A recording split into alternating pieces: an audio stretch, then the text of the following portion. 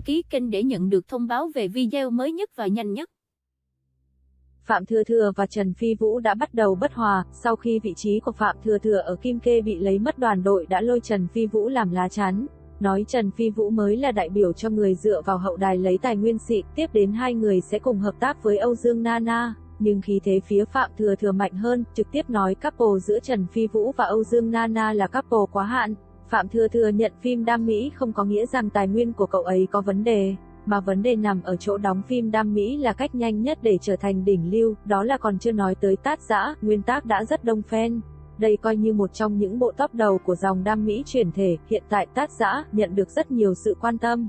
Hầu hết đều cho rằng hai nam chính rất hợp với nhân vật trong truyện, còn dự báo bộ phim này chắc chắn sẽ bạo Tát Dã, được quay theo hướng tình huynh đệ. Tương tác giữa hai nam chính sẽ vô cùng thú vị, trọng điểm vẫn đặt ở nội dung cốt truyện, thời gian quay bộ này khá dài, dự kiến khoảng 8 tháng. Trong đó sẽ dừng quay 2 lần để có thể phục dựng cảnh một cách tốt nhất, dù sao thì đoàn phim cũng rất tự tin rằng bộ này sẽ hot. Linh vực do Phạm Thừa Thừa và Trình Tiêu đóng chính tạm định giữa tháng 12 phát sóng trên IQIYI. Phạm Thừa Thừa luôn tận sức tránh các việc làm vi phạm pháp luật, người nhà luôn lấy chuyện chị gái cậu ấy ra nhắc nhở, để cậu ấy lấy đó làm bài học.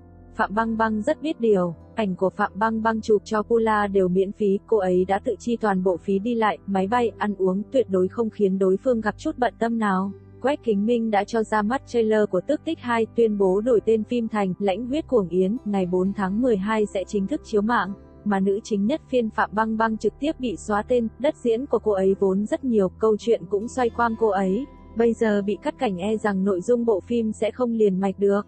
Còn một chuyện khá ngượng ngùng nữa là lúc trước khi công bố thì fan các đại lưu lượng đều đánh trống khua chiêng. Bây giờ đến lúc công chiếu thái độ của fan lại vô cùng lạnh nhạt, việc tuyên truyền chỉ đơn giản như trả bài. Quách Kính Minh rất thông minh. Trước kia chỉ cho Dịch Dương Thiên Tỷ một vai nhỏ xíu, nhưng bây giờ việc tuyên truyền lại dựa vào cậu ấy. Khi Phạm Băng Băng chậm rãi thử phản ứng quay lại với công việc, đã cố liên hệ Quách Kính Minh biên tập lại cảnh quay của mình nhưng bị Quách Kính Minh từ chối. Phạm Băng Băng gần đây vì để làm thân với một nhãn hàng xa xỉ phẩm mà chủ động giúp đối phương quảng cáo, kết quả nhãn hàng bị người ta report, phía nhãn hàng rất tức giận, liền từ chối hợp tác với cô ấy. Tuy tính cách của Trịnh Sảng rất dễ bị người khác nắm thóp nhưng năng lực mang hàng hóa của Trịnh Sảng vô cùng mạnh và được chào đón nhiệt liệt.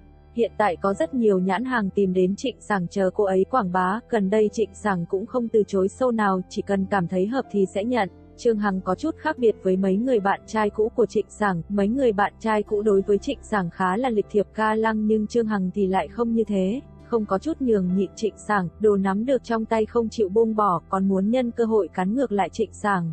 Phim mới của Châu Vũ Đồng phát sóng độ thảo luận khá tốt, tiếp theo cô ấy muốn đi con đường lưu lượng. Đoàn đội ở phía sau lén chi tiền giúp số liệu của cô ấy đẹp mắt hơn. Trong hoạt động mở rộng của Prada, Châu Vũ Đồng còn tung rất nhiều bản thảo chê Trịnh Sảng flop. Trịnh Sảng đã đàm phán ổn thỏa một đại ngôn cao cấp nhưng nhân viên của cô ấy làm lộ thông tin khiến tài nguyên này bị một tiểu hoa khác giành mất.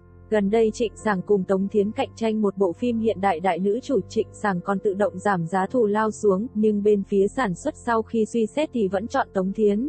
Bây giờ ở trong giới Trịnh Sảng xem như là một nghệ sĩ khá bất ổn, một ít bên hợp tác chỉ lựa chọn ký hợp đồng thời vụ ngắn hạn. Kiếp này coi như không có cơ hội thấy Trịnh Sảng và Trương Hàn cùng xuất hiện trên một sân khấu rồi. Trước đây rất nhiều người muốn để hai người đó hợp tác nhưng đều thất bại, Trịnh Sảng đã đi ghi hình, đuổi theo ánh sáng đi các anh trai. Đã có ảnh hậu trường, Trương Hàn sẽ không tham gia tiết mục này, từ sau khi chia tay hai bên đều rất phòng ngừa cùng chung khung hình. Sợ dẫn đến tranh luận giữa vòng fan, hai người không hợp tác cùng đài, hiện tại Trịnh Sảng vẫn không có kịch bản truyền hình hay điện ảnh nào mời cả, giờ cũng cuối năm rồi. Muốn làm gì phải đợi sang năm đi, cô ấy không đưa ra được quyết định, kịch bản đưa đến tay cũng không nhập đoàn được, giờ cô ấy đâu có gánh phim được, nhà đài cũng chẳng muốn mạo hiểm.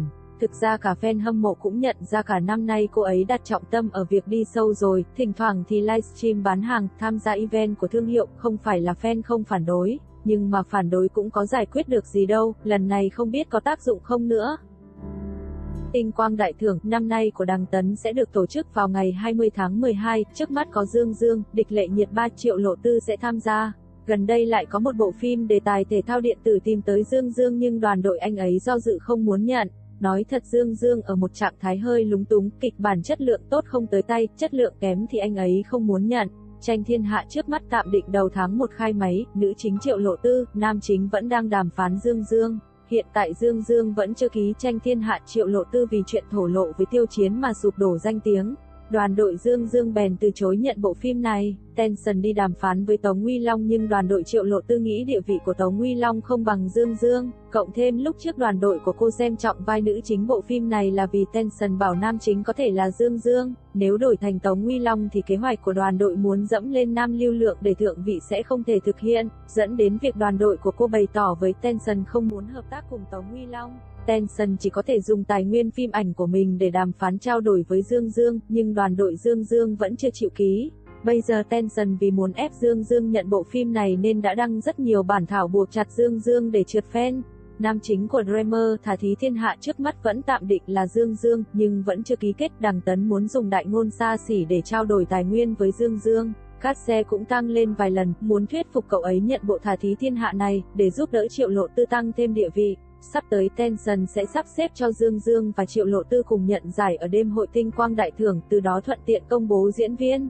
Triệu Lộ Tư bây giờ đã hợp tác sâu với Tension rồi, tranh thiên hạ kịch bản mới đã có toàn bộ nội dung nghiêng về tuyến nam chính. Đầu tư cho hậu kỳ cũng rất lớn, rất nhanh sẽ khai máy. Bộ phim Em Là Niềm Kiêu Hãnh của anh sẽ đóng máy vào tháng 12. Dương Dương và Địch Lệ Nhiệt ba đều sẽ tham dự Tinh Quang Đại Thưởng, hai người sẽ cùng chung khung hình để tuyên truyền cho bộ phim này. Về sau cũng sẽ có nhiều kinh doanh hợp thể. Địch Lệ Nhiệt ba và Dương Dương, hai người hợp tác rất vui vẻ, còn bị nhân viên ghép đôi, nhưng hai người chỉ là bạn bè bình thường, không gọi điện thoại cũng không tán chuyện. Dương Dương và Địch Lệ Nhiệt ba tạm thời sẽ buộc chặt marketing với nhau, bởi vì hai người muốn có bìa tạp chí chung. Đoàn đội đôi bên cũng bảo fan đừng xé nhau, chuyên tâm mà cày số liệu, chỉ cần lượng tiêu thụ tăng lên thì hai bên đều có lợi. Fan couple, nước cam đá của Thành Nghị và Viên Băng Nghiên gần đây đã tổ chức tiếp ứng. Trong đó thì có hoạt động chiếu video couple người thật của Thành Nghị và Viên Băng Nghiên trên màn hình lớn ở thành phố Trùng Khánh.